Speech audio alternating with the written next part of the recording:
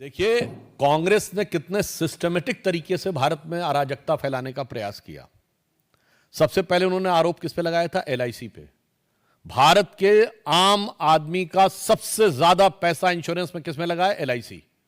तो उन्होंने कहा एलआईसी बर्बाद हो गई। फैक्ट क्या है? एलआईसी ने पिछले तिमाही में 17,000 करोड़ का प्रॉफिट दर्ज किया, जो एलआईसी का ऑल टाइम है। दूसरा उन्होंने किस पे आरोप लगाया? State bank of India.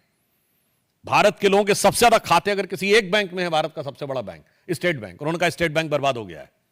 पिछली और उससे पिछली वाली तिमाही में 21,000 करोड़ रुपए का प्रॉफिट दर्ज किया है, जो एसबीआई का ऑल टाइम हाई नहीं है। भारत के सारे प्राइवेट और पब्लिक सेक्टर्स को मिला के ऑल टाइम हाई है, मतलब रिलायंस से ज्यादा प्रॉफिट एसबीआई ने दर्ज किया है। उसके बाद उन्होंने क्या कहा? एचएएल। एचएएल क्या है? भारत का सबसे बड़ा डिफेंस का पीएसयू है, और मोदी जी की सरकार में आने के बाद भारत की रक्षा क्षेत्र में आत्मनिर्भरता में सबसे आगे एचएएल है। उन्होंने कहा एचएएल बर्बाद हो गया है।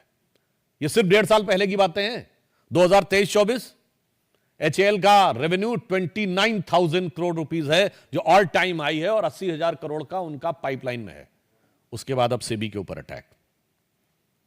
तो हमें साफ समझ में आता है कि भारत के हर उस आर्थिक संस्थान के ऊपर आक्रमण है जिसके की द्वारा भारत की आर्थिक शक्ति और आर्थिक संपन्नता उभर कर सामने आती है। और उसके बाद आप याद करिए, चुनाव में क्या वादा किया था कि हर परिवार की एक महिला को 1 लाख रुपए देंगे।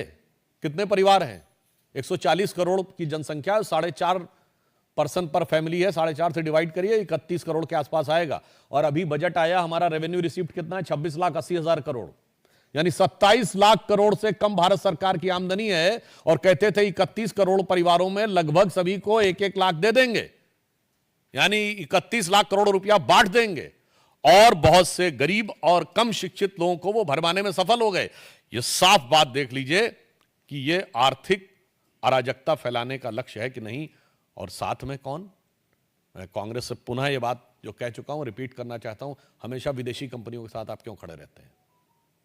आज से 40 साल पहले यूनियन कार्बाइड के साथ 84 में कांग्रेस खड़ी थी, बोफोर्स के साथ 87 में कांग्रेस खड़ी थी, हॉविट्जर के साथ कांग्रेस खड़ी थी, अगस्ता वेस्टलैंड के साथ कांग्रेस खड़ी थी, हिंडनबर्ग के साथ कांग्रेस खड़ी है, बीबीसी के साथ कांग्रेस खड़ी थी। जॉर्ज सोरस का सुर और कांग्रेस का सुर बिल्कुल एक है। वो भी कहता है मोदी को हटाना है हर कीमत पे, और इनका भी कहना है मोदी को हटाना है। और जितने भी आरोपी विदेश में भ्रष्टाचार के आते हैं, वो कांग्रेस के ही प्रथम परिवार से कनेक्टेड क्यों आ जाते हैं? चाहे वो वॉरेन एंडरसन हो, तोवियो कॉट्रोची हो, ग्वाइडो हेस्के हो, क्रिश्चियन मिशेल हो।